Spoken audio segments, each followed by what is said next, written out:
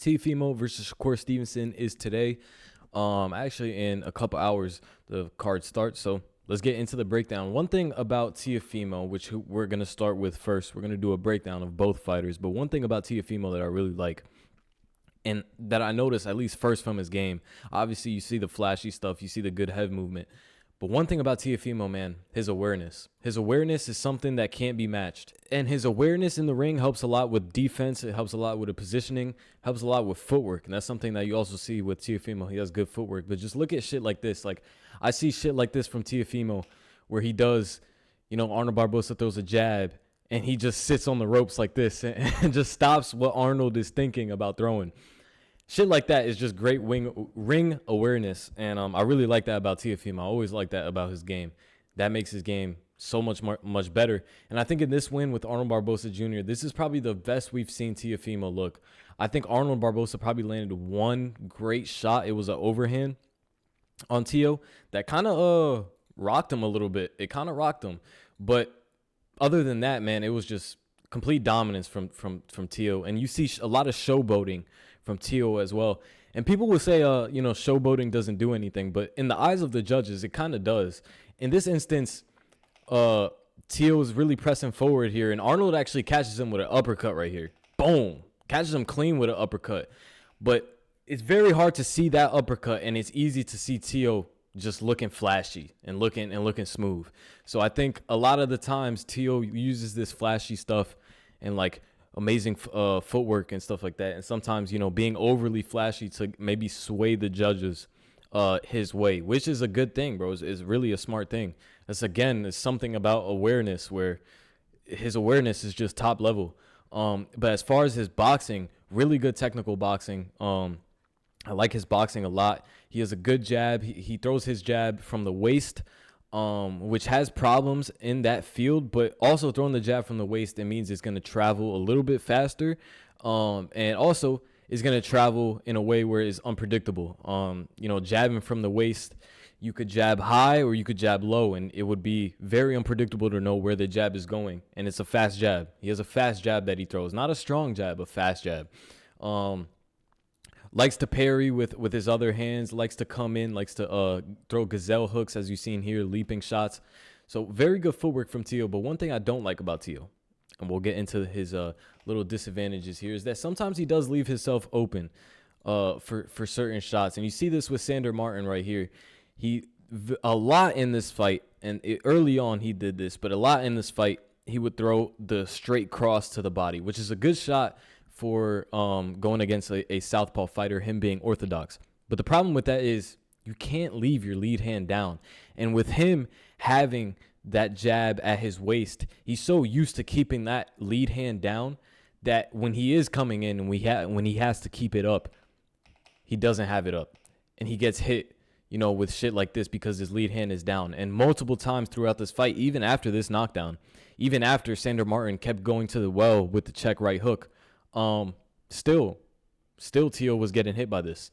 And this is a problem in Teo's game, it's because he depends so much on his footwork and his flashiness. And when I say flashiness, it's more, head movement with his hands down, because that is being flashy. You could have great head movement with your hands up. But yeah, one thing about Teo is, he keeps his hands down, and really relies on his footwork, positioning, and head movement.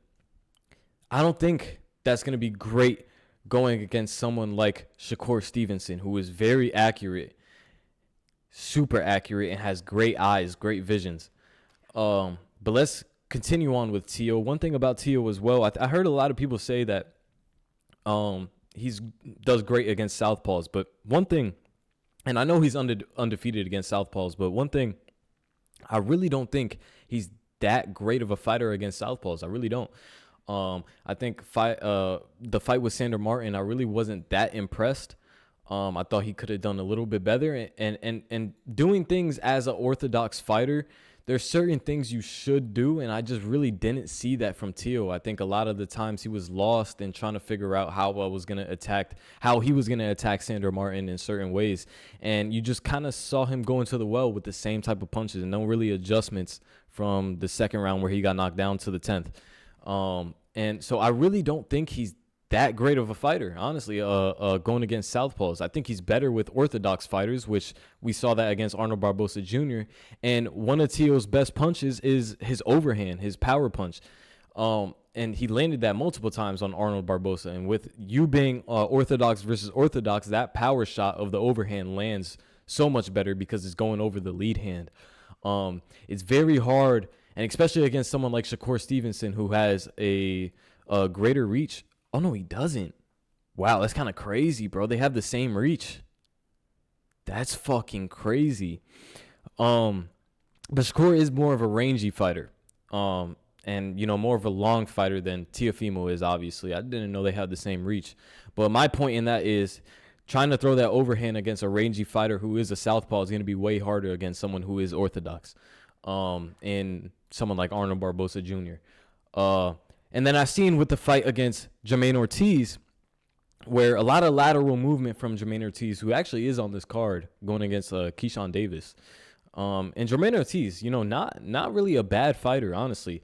I really think he had the right idea going into the fight with Teofimo Lopez, and you saw some success with his lateral movement and his speed. He really used his speed to his advantage, and this is, again, a southpaw versus orthodox. Really good lateral movement by Jermaine Ortiz, but I think he moved a little bit too much, and that led to him slowly losing the speed and losing the footwork in the later rounds. But in these early rounds with Jermaine Ortiz, man, I got to say, bro, Jermaine really did a good job of turning Teo, did a good job of using his lateral movement, did a good job of knowing when to come in, and he was faster than Teo, and it was evident, very evident in the beginning rounds. That's something that I see in Shakur using this fight, using a lot of lateral movement, coming around the ropes and countering just like that. And we seen there, even though Jermaine missed that shot, you see here, like, Teo feints this and comes in wide open right here. This is a perfect counter for Shakur, right over the top of that straight right hand he threw. And a lot of the times when Teo is cutting this distance, you can see right here his feet. You can barely see because of the quality, but his feet are set right here, and they're set in a way that is not a traditional boxing stance. And a lot of times you get hit in this way.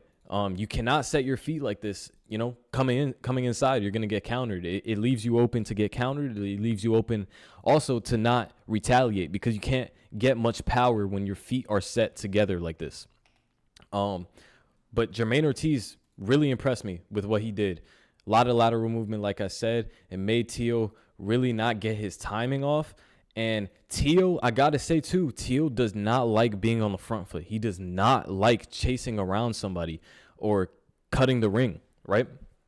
And I don't know if it's because he can't cut the ring or is because he doesn't feel comfortable cutting the ring. But with Jermaine Ortiz, I really didn't see him cutting the ring at all.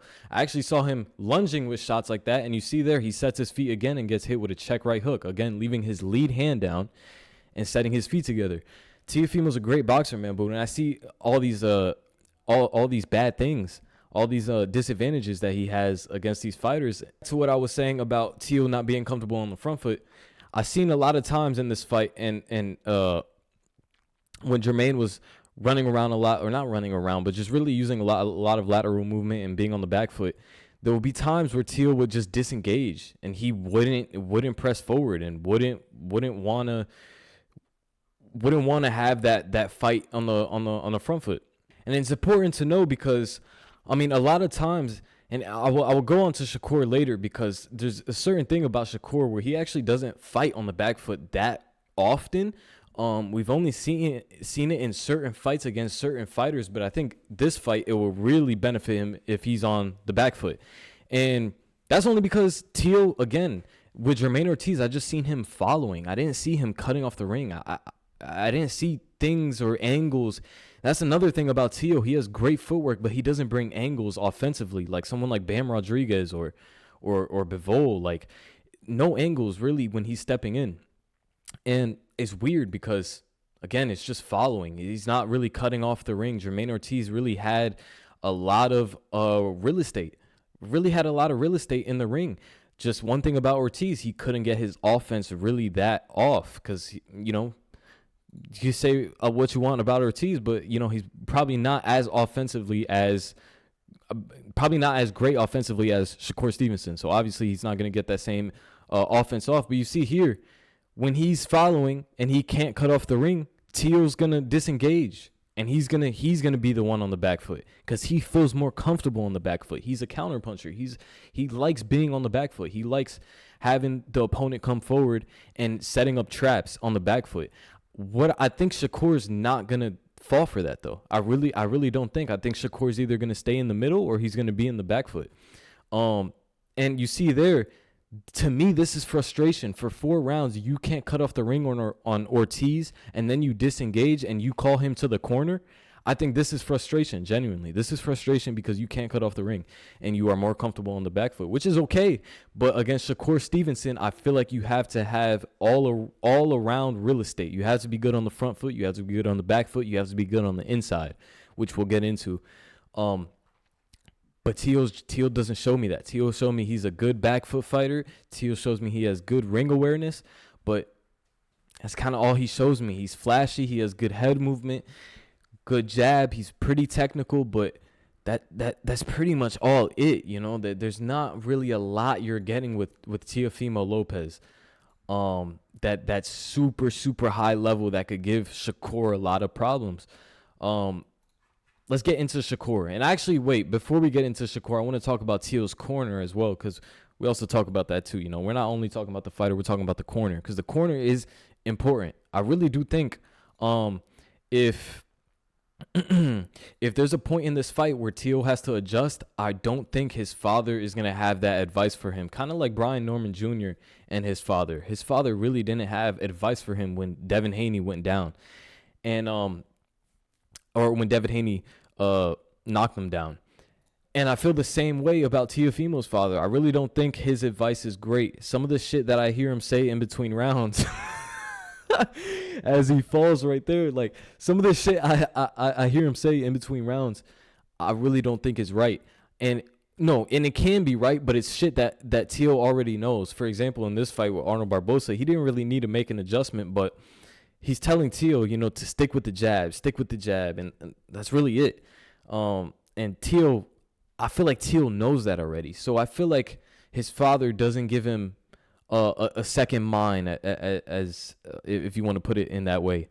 And I really don't think if there's an adjustment that needs to be made in the fight with Shakur, I don't think his father is going to have the best advice in the world to make that adjustment happen. But we'll see. He was 2020, trainer of the year. So, I guess, but, yeah, I really don't think his corner is that great. Let's go to Shakur Stevenson though. We talked about Teofimo. Let's go to Shakur Stevenson. Both 28 years old, by the way.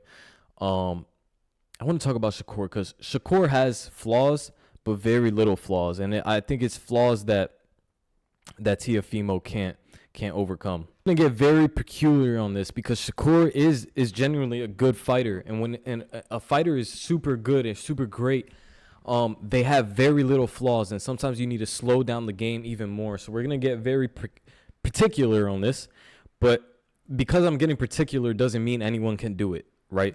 So I'm gonna point out Shakur's flaws defensively. I know it sounds crazy, but that doesn't mean everybody can do this, and that doesn't mean Teal can do this unless Teal is seeing the same things as me and he comes in with a perfect game plan. But I really doubt it. Let's get into Shakur Stevenson really quick though. We know he's in a Philly shell, and one thing about the Philly shell is it has its flaws as well. Having the lead hand down and parrying with the backhand. One thing about Shakur that I notice is that he parries with the backhand a lot, and actually too much. And if you set this up with a jab and make him parry with that backhand, you can set up around the guard. You can come with a hook if he tries to parry because both hands are down now, right? So you see he parries there. William Zepeda misses the jab, not in range. He goes body jab, and he should have came with a hook around the guard. So you see, again, Shakur is parrying that. Parry. Now he should come, fake a jab to the body, and come with a hook. Shakur has great eyes. You're not going to get him. You're not going to set up a knockout shot that simple. You have to trick his eyes because he has great eyes. It's the same thing with Floyd. And Shane Mosley did a great job of hurting Floyd because he tricked his eyes out. He really didn't. He had him guessing on which shot was coming. Floyd did a good job of recovering that fight and coming back, but that's the shit I'm talking about with the Philly shell. You have to have great eyes, and if you're going against somebody with the Philly shell who has tight defense, you have to trick out their eyes, and you have to throw a lot of feints and come off and throw combos off of those feints. William Zepeda doesn't do that, and William Zepeda kind of had the same type of pace and same type of volume and really didn't switch up the timing on his shots. He just threw a lot of combos inside, throw a lot of combos to the body, really didn't switch up anything else. And I think the best way to beat Shakur is being on the inside and being an inside fighter, really getting down on the inside. Teofimo doesn't do that well, and especially with his defense, I really don't see it. But William Zepeda did a good job of getting inside, closing the distance against a rangy fighter. He did a really good job of closing the distance. The distance wasn't an issue here. The issue here was William Zepeda's shot selection and his volume and the way he was controlling his pace. His pace was the same way throughout the fight. If you look at Floyd, he switches up his pace. He might throw a combo, and then the next 30 seconds, he'll be on the back foot, and he'll be defending. Then he'll throw another combo, and then really press forward. He'll switch up his pace, switch up his style. William Zepeda is just one style, one pace, one volume. And it's very easy for Shakur to read that. But one of the best things about Shakur was his distance, and he couldn't control the distance in this fight against someone like William Zepeda, who can really cut that distance. You know, William Zepeda is a true Mexican boxer. Of course he could cut the distance. Of course he could cut the ring. That's all they know how to do, right? And they do it well. Mexicans do it well. So the distance wasn't really an issue here. It was more Zepeda's shot selection, and he wasn't as technical as Shakur Stevenson, and not a lot of head movement also from Zepeda, just really a high guard. But you see here, Zepeda's in the range to catch and counter, and Shakur, he leaves himself open when he is in the inside. I'm not gonna lie, but when you have Shakur's best defensively on the ropes, and I think him taking those chances on the ropes, I really think he should have disengaged from Shakur and not fight him on the ropes and really have him fight on the inside middle of the ring. Shakur doesn't have the best footwork in the world, so it's not like, you know, it's really not like Shakur was going to bring a lot of superior angles in the middle of the ring fighting William Zepeda on the inside. Shakur is really not an inside fighter. And again, I think the way to beat Shakur is fighting on the inside and having great shot selection, but you can't do it if you have the same pace and you're throwing kind of the same punches and you don't have great setups off of feints to trick his eyes, off of angles, off of speed. William Zepeda didn't have those three things, and I look for those three things in Teofimo, and Teofimo doesn't have those three things as well. So it was very easy to make a decision this fight. And the decision I'm gonna make is Shakur by decision. I really think he wins this fight. But don't get me wrong, I think it'll look like a shutout from Shakur's end. But don't get me wrong, Teo could fuck around and come in with a great game plan, and we could see flaws from Shakur that we might have never seen before, and Teo might bring that to light tonight. And we just gotta see, man. It's gonna be a great fucking fight. It's gonna be a great fight. I hope you guys have a great weekend and enjoy the fights. UFC is today too. But yeah, man, Shakur by decision, very confident. I'm going to give it a 5 out of 10. 5 out of 10. 6 out of 10 is usually a lock, so 5 out of 10 is not bad. But I wouldn't be surprised if Teo sways this in the judge's way. And remember what I was talking about in the beginning of the video about Teo swaying shit in judge's way. A lot of flashy shit could happen on Teo's end, and Shakur could potentially get frustrated, and there goes a round to Teo. This is going to be a 12-round fight, I already know, and it's going to be very important. Each round is very important from the 1st to the 12th. So if Teo has a takeover in 5 rounds, in the first 5 rounds, then Shakur is going to be trailing behind, and we could see Teo potentially win a decision like that. If Shakur starts slow. So it really depends on how Shakur comes. I know he's going to come in a way fighting in the middle of the ring, use his eyes for his defense and use his speed. But if Teo comes to fight and Teal comes to be aggressive, but aggressive in his own way, and paces himself right for 12 rounds, I could see him pulling out a decision, bro. I could see him pulling out a decision. So really great fight right here. I think it's more. I think this is a 55-45 type of fight. And we're gonna get the truth is gonna come out tonight. Who's the dog, bro? Who's the dog? Is it Shakur? Is it Teofimo? Both of these fighters are hella young too. So 28 years old. I know one loss, or one more loss for Teo, or one loss for Shakur is just gonna elevate them, especially at this level fighting each other. So it's gonna be great, bro. Hope you guys have a great weekend.